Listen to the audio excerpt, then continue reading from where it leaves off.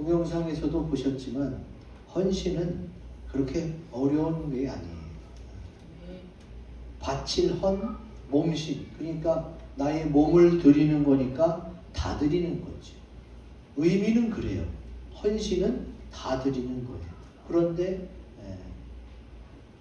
10분의 1을 드리는 것으로 하나님은 다 받았다 이렇게 여겨주시는 거지. 우리가 주님께 뭘 한다고 할 때에 100% 온전히 하면 좋겠지만 그렇지 못할 경우가 더 많습니다. 그러나 주님은 뭘 보세요? 우리의 마음을 보세요. 우리의 마음. 우리의 마음이 그런 것으로 여겨주시고 또 받아주시는 거예요. 그래서 헌신은 뭐 성직자, 목사님, 선교사님 특별한 분만 할 수 있는 게 아니라 예수님의 은혜를 입은 주님의 십자가 보혈로 그 죄가 다 씻어진, 그래서 구원받은 모든 사람이 다 헌신할 수 있습니다. 우리 여기 계신 모든 우리는 하나님께 큰 은혜와 큰 사랑을 받았잖아요. 여러분, 우리가 착하게 살고 법 없이도 또 법을 잘 지키며 선하게 살아서 구원받는 게 아닙니다. 예수 그리스도의 십자가 공로로 구원받는 것이기 때문에 우리는 그 은혜와 사랑을 잊어버리면 안 돼요. 그럼 잊지 않고 내가 기억해서 내 마음을 주님께 드린다? 그러면 주님이 헌신으로 받아주시는 거지. 교회는, 오늘날 기독교는 성도들에게 엄청난 헌신을 강요하는 것처럼 보이지만 실제로 성경에 헌신이라는 단어는 4번밖에 안 나요. 4번밖에. 그것도 신약도 아니고 구약에 딱 4번밖에 안 나요. 안 믿는 사람들이, 다른 종교를 가진 사람들이 보면 교회는 엄청나게 막 헌금을 강요하는 것 같고 긁어 모으는 것 같고 막 충성을 강요하는 것처럼 보이지만 헌신이라는 단어가 4번밖에 안 나오고 오늘 읽은 본문 말씀이 그 중에 하나인 것이죠. 출애굽기 32장 29절 같이 읽어볼까요? 시작. 모세가 이르되 각 사람이 자기의 아들과 자기의 형제를 쳤으니 오늘 여호와께 헌신하게 되었느니라. 그가 오늘 너희에게 복을 내리시리라. 아멘. 오늘 여호와께 헌신하면 언제 복을 줘요? 응? 오늘 여호와께 헌신하면 주님이 내일 줄까요? 언제 줘요? 오늘 너희에게 복을 내리시리. 그러니까 여호와께 헌신하는 건 뭐예요? 즉각적인 복을 받는 비결이에요. 그러므로 오늘 말씀을 통해서 헌신함으로 말미암아 우리 주님께서 주시는 즉각적인 복을 다 받으시기를 주의 이름으로 기원 드립니다. 아멘. 자, 그러면 하나님께 복을 받을 수 있는 헌신은 어떤 헌신이냐? 우리 크고 굵은 글씨 읽어봅니다. 시작. 자기의 가족까지도 칠 수 있어야 합니다. 아멘. 이 말씀이 뭐냐? 아까 읽은 성경 말씀 그대로예요. 모세가 이르되 각 사람이 자기의 아들과 자기의 형제를 쳤으니 오늘 여호와께 헌신하게 되었느니라. 그가 오늘 너희에게 복을 내리시리라. 여러분, 이 말씀을 이해하려면 이 상황과 배경을 좀 알아야 되는데 어떤 상황이냐? 하나님이 모세에게 시내산으로 올라오라고 그랬어요. 그래서 모세는 밑에 있는 게 아니라 시내산 위에서 하나님께 십계명을 받는 상황이고 밑에 아론과 백성들은 금으로 송아지를 만들어서 이 신이 우리를 인도한다 그렇게 우상 숭배를 하고 있는 상황이에요. 그래가지고 모세가 2 돌판을 받아가지고 내려왔더니 막 우상 숭배를 하고 그래갖고 돌판을 던졌잖아요. 너무 화가 나서. 그리고 나서 지금 백성들이 어떻게 해요? 죄악에 빠져서 아나무인이 됐어요. 그래갖고 하나님이 모세를 통해 결단을 내리십니다. 하나님 편의 선자들은 이쪽에 서고 모세 편에 서고 아닌 자들은 반대편에 서라.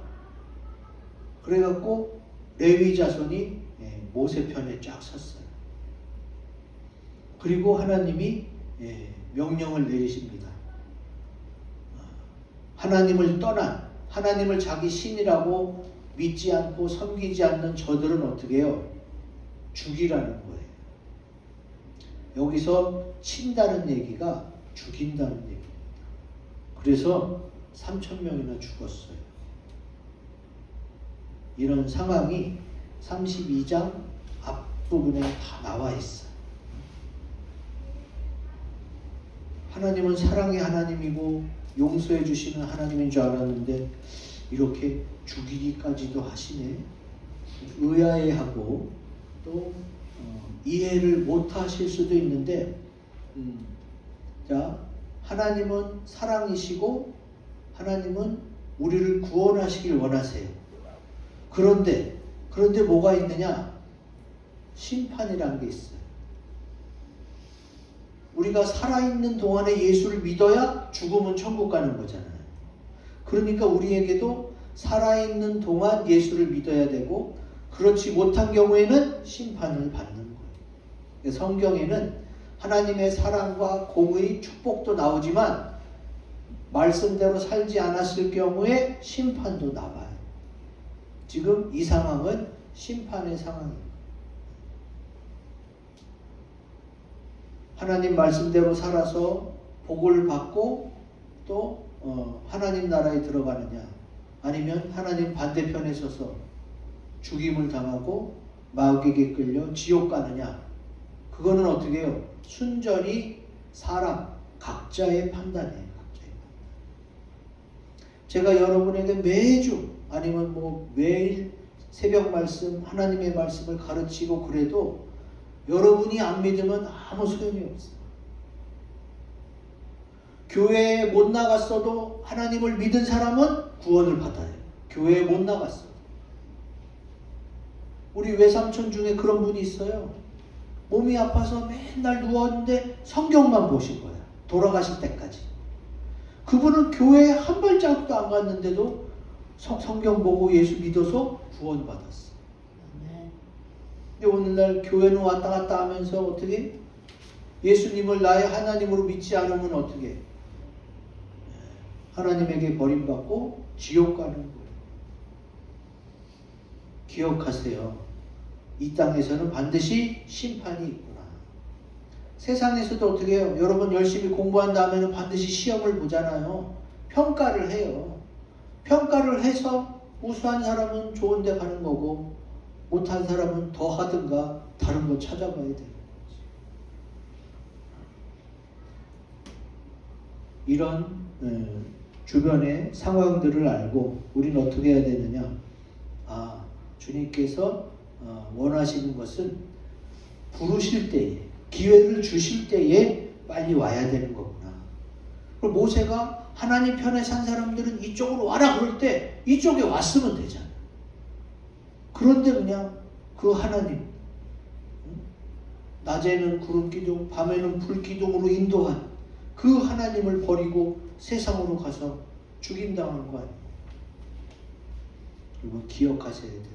옛날에 출애굽한 이스라엘 백성에게만 그런 게 아니라 오늘날 우리들에게도 믿는 자는 구원을 받고 천국 가는 거고, 그래도 하나님이 없는 것 같아. 세상 사람들이 저렇게 하나님이 없다고 하는데 10분의 1 정도만 있다고 하는데 세상 사람들의 말이 맞겠지. 그러면 세상이 뭘 해줬어요? 세상 임금은 마귀예요. 그래서 못 믿게 하는 거고 10분의 9가 이쪽으로 가는 거예요. 하나님은 사랑의 하나님이고 우리에게 구원을 주시는 줄로 믿습니다. 그렇기 때문에 반드시 사랑의 하나님이 기회를 줄 때 돌아와야 된다.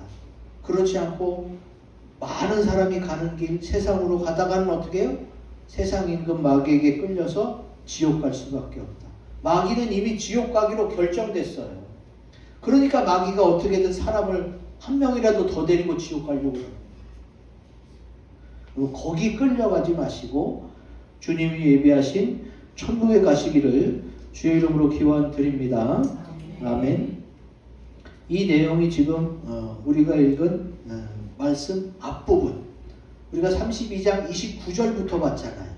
근데 27절, 28절이 바로 그 내용이에요. 제가 읽어드릴게요. 모세가 그들에게 이르되 이스라엘의 하나님 여호와께서 이렇게 말씀하시기를 너희는 각각 허리에 칼을 차고 진 이 문에서 저 문까지 왕래하며 각 사람이 그 형제를, 각 사람이 자기의 친구를, 각 사람이 자기 이웃을 죽이라 하셨느니라. 레위 자손이 모세의 말대로 행하매 이날의 백성 중에 3,000명 가량이 죽임을 당하니라. 무서운 말씀, 심판의 주님이 여기 기록되어 있습니다. 자, 여러분, 우리 인생을 생각해 보세요. 사람이 인생을 살아갈 때에 자기 자신을 위해서 사는 인생 말고 누구를 위해서 인생을 살아갈까요? 여러분, 누구를 위해서 지금 살아가요? 결혼해서 자녀를 낳은 분들은 아마 자녀가 첫 번째일 거고, 또 그렇지 않은 분들은 자기 부모나 가족이 첫 번째일 거고, 그거는 뭐 우리나라 사람만 그런 게 아니라 전 세계 사람들 다 마찬가지예요. 자기 자신을 위해서 인생을 살든가 자기 자녀, 또 형제, 부모, 가족, 친척들을 위해서 살아요. 내 인생의 행복을 위해서, 내 가족의 행복을 위해서 그렇게 산단 말이지.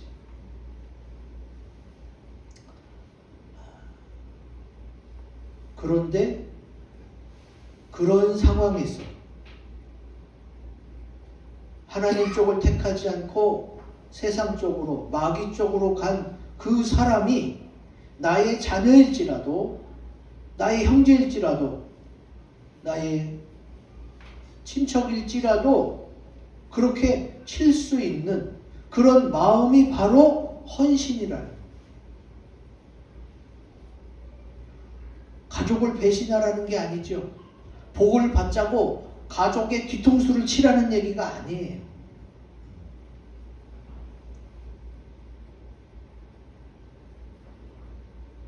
이미 하나님을 떠난 마귀의 수준에 들어가고 세상이 단 줄 알고 세상이 좋다고 저쪽을 택한 그 사람들에 대해서는 어떻게 해요?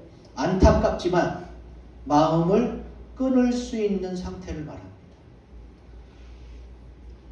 내 형제가, 내 가족이 주님 쪽으로 와서 예수 믿고 구원받으면 좋겠지만 저렇게 부인하고 안 믿겠다고 그러고 세상으로 간다면 안타깝지만 어쩔 수 없다 하고 마음을 정리할 수 있는 그런 상태라면 그게 바로 헌신이라는 거죠.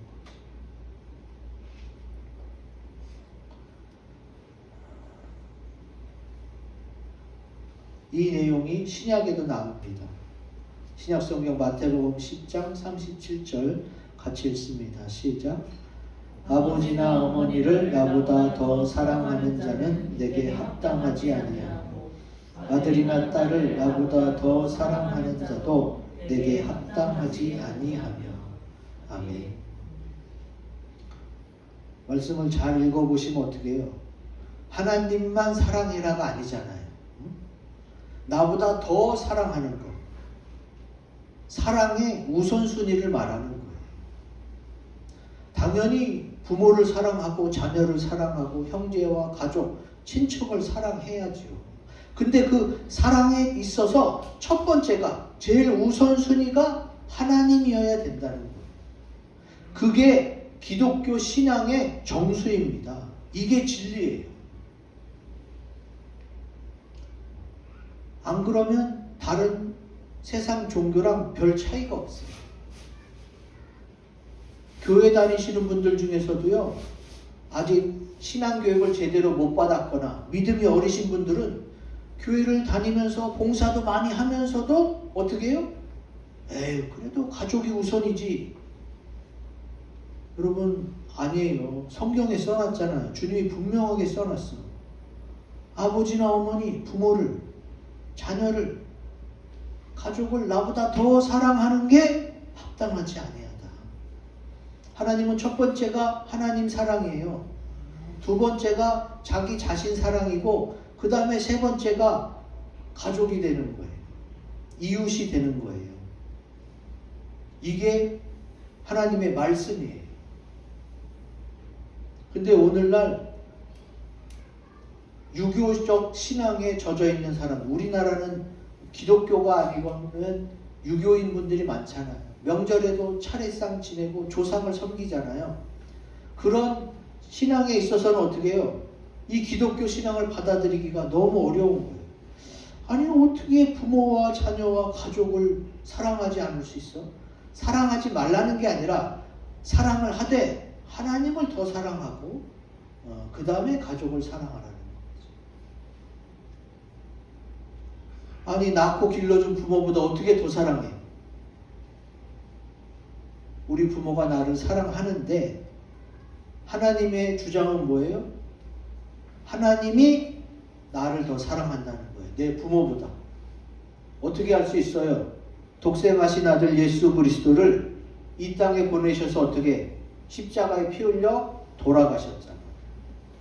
내가 죽을 그 자리를 예수님이 대신 죽으면서 나를 구원하셨어요. 이보다 더 큰 사랑이 없기 때문에, 대신 죽음을 감당할 수 있는 사랑이 없기 때문에 내가 더 사랑하니까 나를 더 사랑하는 게 우선순위이고 그게 합당하다는 얘기죠. 오늘날 믿음에 대해서, 기독교 신앙에 대해서 바로 배우지 못하고 또 받아들이지 못하고, 그리고 교회를 다니시는 분들이 아직도 많이 있어요. 그러면 어떻게 돼요? 마귀가 그걸 알고 계속 시험에 들게 합니다. 계속 못 믿게 하고 자기가 가는 지옥에 끌고 가려고 계속 유혹합니다. 여러분이 믿음에 바로 서기 위해서는 이걸 하나님께 기도하고, 하나님 정말 그래요? 이런 간증과 체험이 있어야 돼요. 하나님께 여쭤보면서 하나님 제게 확신을 주세요. 믿음을 주시고 여러 가지 일을 통해서 하나님이 살아계시고 하나님이 내 부모와 가족보다 날 더 사랑한다는 것을 확실히 보여주세요. 이렇게 하나님께 기도하면서 찾아가면서 이렇게 믿어가야 돼요. 하나님이 말씀하셨으니까. 이해가 안 되고 모르면 물어봐야죠. 그냥 그런 게 어딨어. 기독교 잘못됐네. 이렇게 말하는 사람 있어요. 천지를 지으신 하나님이 어떻게 잘못돼요? 그가 이 말을 이해를 못하는 거지.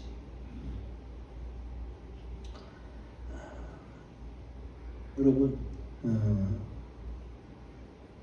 하나님은 내 부모보다, 내 자녀보다, 내 가족보다 나를 더 사랑하시는 줄로 믿습니다. 성경에 분명히 써놨고, 주님은 얘기해봐서 안 되면 말고 이게 아니에요. 이게 진리고 이거를 받아들여야 하나님의 사랑을 제대로 이해할 수 있어요. 그리고 그 하나님의 사랑이 내게 임하면 내가 지금보다 더 부모도 자녀도 가족도 사랑할 수 있게 돼요. 용서할 수 있게 되고.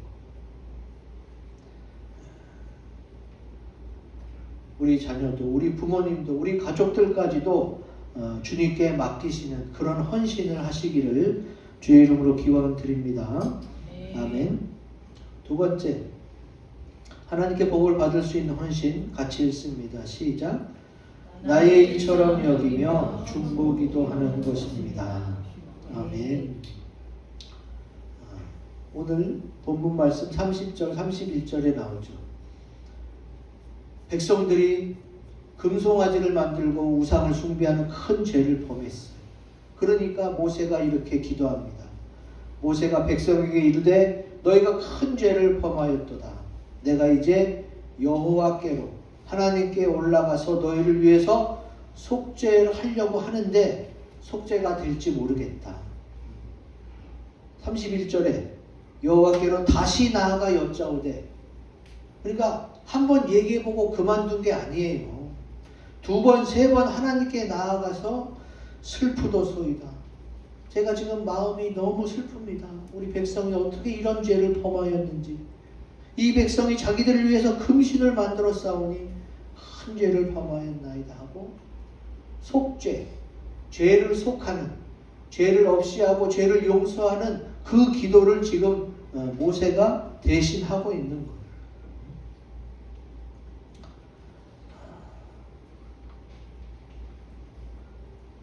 이게 지금 누가 범죄한 거예요? 모세는 하나님과 만나면서 십계명을 받는 중이었고, 산 밑에 아론과 백성들이 범한 죄예요.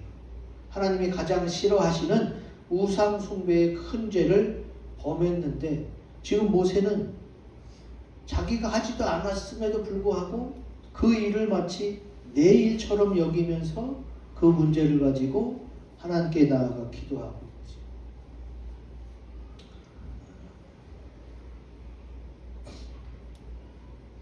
그게 바로 헌신이라는 거지. 성경이 4번밖에 안 나오는데 그 히브리어 원어로는 말레라는 단어예요. 말레는 여러 가지 뜻이 있어. 성경이 여러 가지 뜻으로 쓰였는데, 가득하다, 충만하다 이런 뜻도 있고, 확증하다, 또 헌신하다, 마치다, 위임하다, 굉장히 많은 뜻이 있어요. 근데 비중을 많이 차지한 단어들만 이렇게 여러분에게 소개하는데, 확증하다라는 단어는 언제 쓰였느냐? 열왕기상 1장 11절에서 14절에 보면은, 여러분 같이 읽어볼까요? 시작. 나단이 솔로몬의 어머니 밧사베에게 말하여 이르되, 학깃의 아들 아도니아가 왕이 되었음을 듣지 못하였나이까? 우리 주 다윗은 알지 못하시나이다. 이제 내게 당신의 생명과 당신의 아들 솔로몬의 생명을 구할 계책을 말하도록 허락하소서. 당신이 거기서 왕과 말씀하실 때에 나도 뒤이어 들어가서 당신의 말씀을 확증하리이다. 아멘. 이 확증하다가 바로 히브리어 말레고 헌신하다는 의미라고 했죠. 지금 열왕기상 1장의 이 상황은 다윗 왕이 이제 나이 들고 병들어서 이제 죽게 됐고 왕위를 물려줘야 돼요. 근데 그 중에 큰형 아도니아가 자기가 왕이 되려고 막 분위기를 조성해요. 사람들을 모으고 막. 그런데 이때 나단은 선지자거든요. 왕족도 아니고 선지자예요. 선지자 나단이 밧세바, 곧 다윗의 아내이면서 솔로몬의 어머니죠. 밧세바를 찾아가서 얘기하는 거예요. 지금 당신 뭐하고 있습니까? 지금 다윗은 아도니아를 왕으로 세울 생각이 없었는데, 아도니아가 먼저 지금 선수치고 막 분위기를 조성하고 왕이 되려고 하는데, 아도니아가 왕이 되면 어떡하겠어요? 다윗이 왕으로 세우려고 했던 솔로몬과 솔로몬의 어머니를 없애겠죠. 그러니까 당신 지금 이럴 때가 아니다. 당신의 생명과 솔로몬의 생명이 위험하다. 그러면서 당신이 살아날 계책을 말하도록 허락하소서. 그리고 당신이 다윗 왕한테 얘기할 때에, 여기서 14절, 당신이 거기서 왕과 말씀하실 때에 나도 뒤이어 들어가서 당신의 말씀을 확증하리이다. 이게 바로 딱 중보기도 하는 상황이에요. 중보기도 하는 상황. 지금 나단은 왕이 될 사람도 아니에요. 당사자도 아니고 왕의 가족도 아니에요. 근데 마치 자기 일처럼 나서서 다윗 왕의 후손, 왕위 계승을 솔로몬과 솔로몬의 어머니 밧세바를 통해서 세우려고 중보하고 있어요. 지금. 이게 바로 주님이 원하시는 헌신이에요. 헌신. 저게 내 잘못도 아니고 내 일도 아니야. 나랑 관련이 없다고도 말할 수 있는데, 근데 그것을 마치 나의 일처럼 여기면서 중보기도 하는 그 자체가 뭐예요? 하나님께서 복을 주시는 헌신이다. 여러분, 그래서 예수 믿는 사람 중에 복을 많이 받는 사람은 누구냐? 중보기도 많이 하는 사람이에요. 중보기도. 중보기도가 사실은 뭐 아무것도 아닌 것 같아요. 그를 위해서 뭐 돈을 모아요, 사람을 소개시켜주고 뭐 일을, 아니야, 그냥 앉아서 기도만 하는 것 같은데 중보기도의 축복과 중보의 기도의 위력은 대단합니다. 그 은혜를, 중보기도의 힘을 받아본 사람은 다 알아요. 중보기도가 얼마나 세다니. 세상에서는 인정 못 받죠. 뭐 기도 뭐 그거 갖고 뭘 어떻게 해. 아니에요. 중보기도는 왜 그게 위력이 세느냐? 하나님이 움직이기 때문에 그게 위력이 세요. 나단은 왕이 될 당사자도 아니고 왕족도 아니고 별 상관이 없음에도 불구하고 그 일을 내 일처럼 가져와서 내가 도와주겠습니다.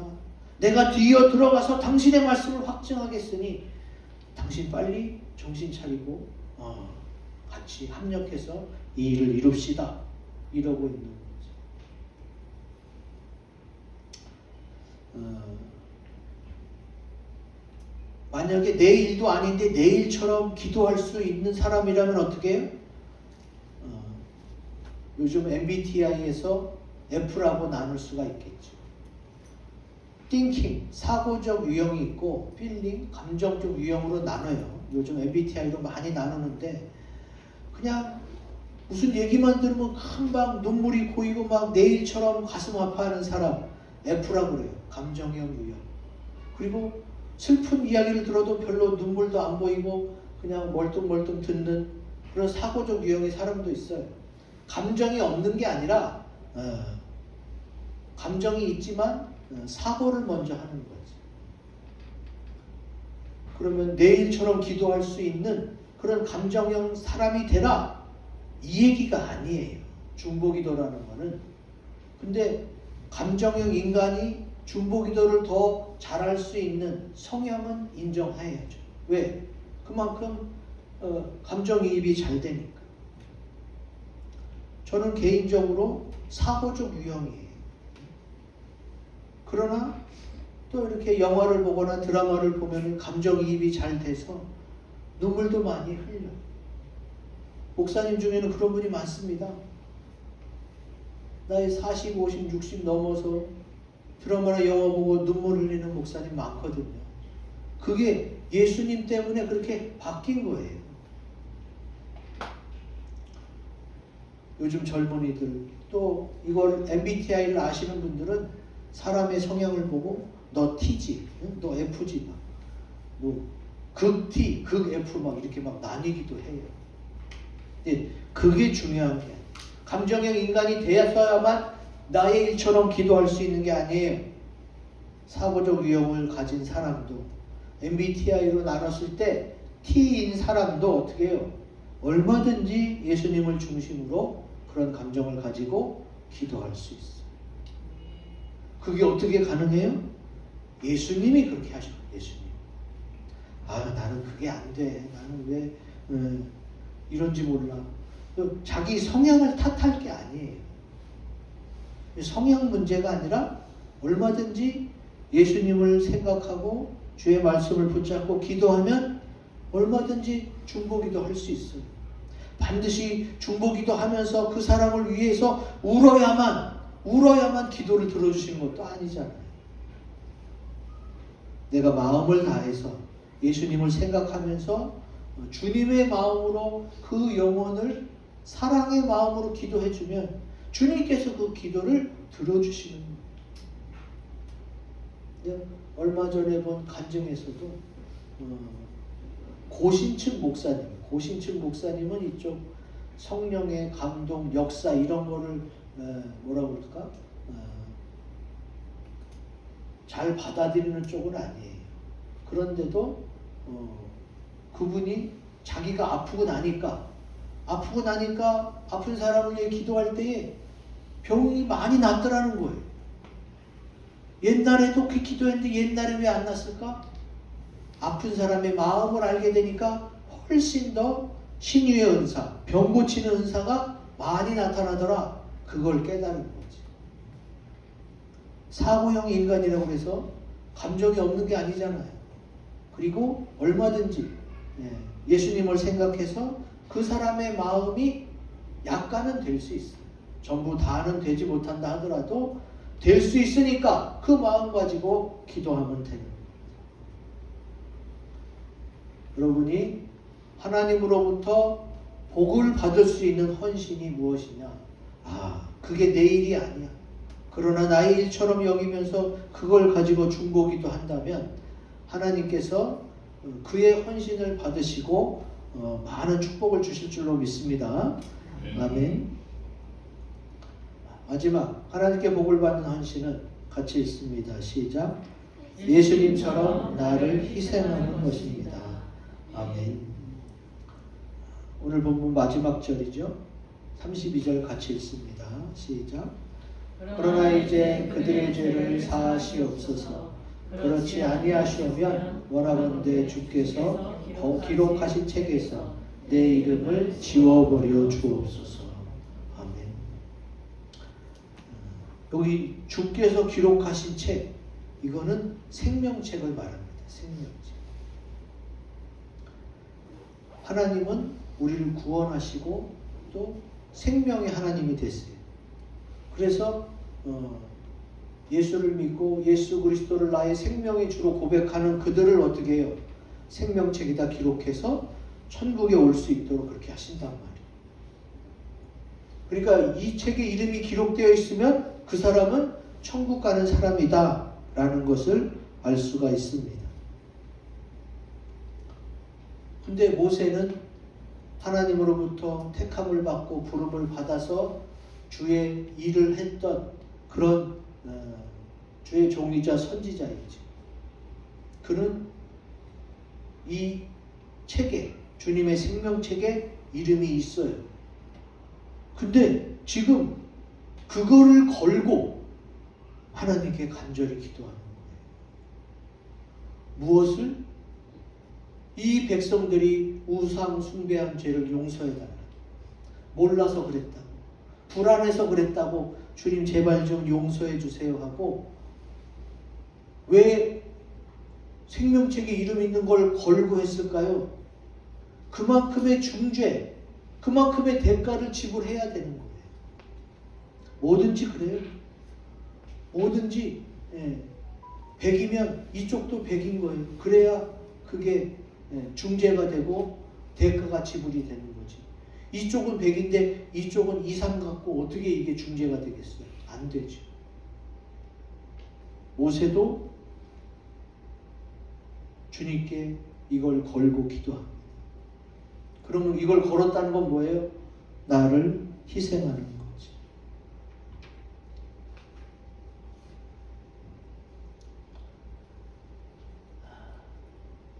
예수님이 바로 그러셨잖아요. 예수님은 죄도 없는 분이세요. 근데 주님이 십자가 지시기 위해서 어떻게 하셨어요? 아버지여, 이 잔을 내게서 옮겨달라고. 그러나 내 뜻대로 마시고 아버지의 원대로 되기를 원하나이다. 간절히 구하면서 어떻게 해요? 죄도 없으신 그분이 내 죄를 짊어지시고 십자가에 달려 돌아가셨죠. 왜 주님이 이런 기도를 하셨을까요? 왜 모세가 이렇게까지 기도했을까요? 이게 아니면 안 된다는 거예요. 이게 안 되면 나도 같이 죽겠다는 마음으로 기도하는 거예요. 그런 마음이니까 어떻게 돼요?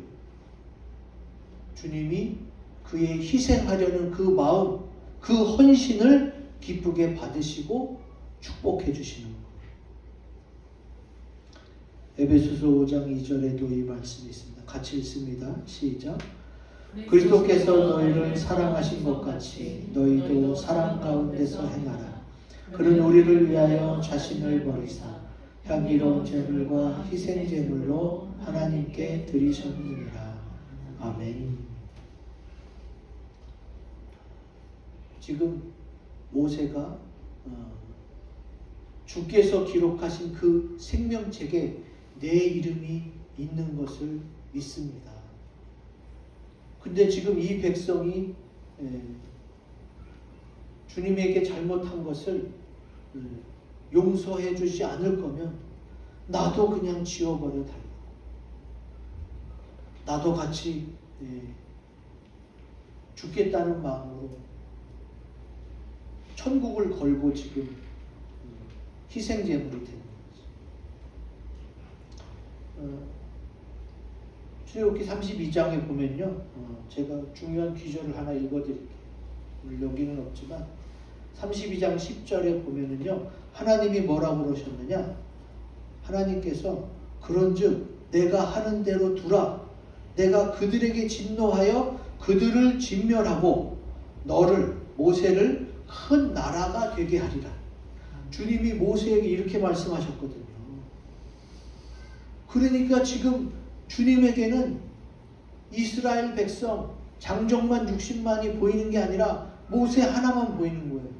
하나님 뜻대로 살겠다고 노력하는 그 모세 하나로 내가 다시 큰 나라를 이루겠다, 이렇게까지 말씀하셨거든요. 그러면 모세 입장에서는 얼마나 감사해. 하나님으로부터 인정받았으니까. 근데 하나님이 인정하고 하나님이 큰 나라를 이루겠다고 하신 그 모든 것을 어떻게 해요? 다 걸고 하나님 이 백성의 죄를 용서해 달라고, 그걸 다 희생하고 주님께 기도하죠. 예수님이 십자가 질 때 그렇게 기도하셨어요. 그게 바로 헌신의 기본이 되는 거고, 모세가 그렇게 자기를 희생하며 한 기도가 또 헌신이 되어서 하나님이 그런 헌신에게는 오늘 내가 헌신했느냐? 오늘 바로 복을 주겠다. 즉각적인 복으로 응답하시는 거죠.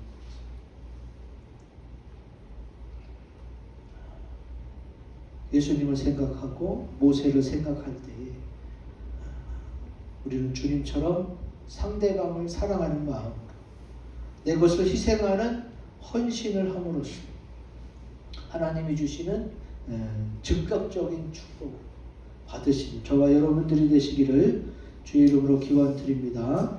아멘. 이 말씀 가지고 기도합시다.